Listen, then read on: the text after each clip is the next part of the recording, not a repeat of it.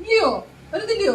നിനക്ക് രാവിലെ ഫുഡ്, ഉച്ചക്ക് ഫുഡ്, രാത്രി ഫുഡ് എല്ലാം തരും. എന്നിട്ട് എന്നെ കാണുമ്പോ അങ്ങോട്ട് ഓടില്ലയോ?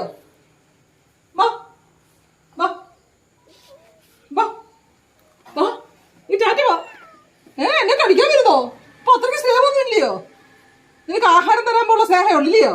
മായം തുറന്നോണ്ടിരിക്കുന്നത് ചിരിക്കുവല്ലോ. നിനക്ക് അവളൊക്കെ കാണുമ്പോ അവളെ മതിയില്ലേ?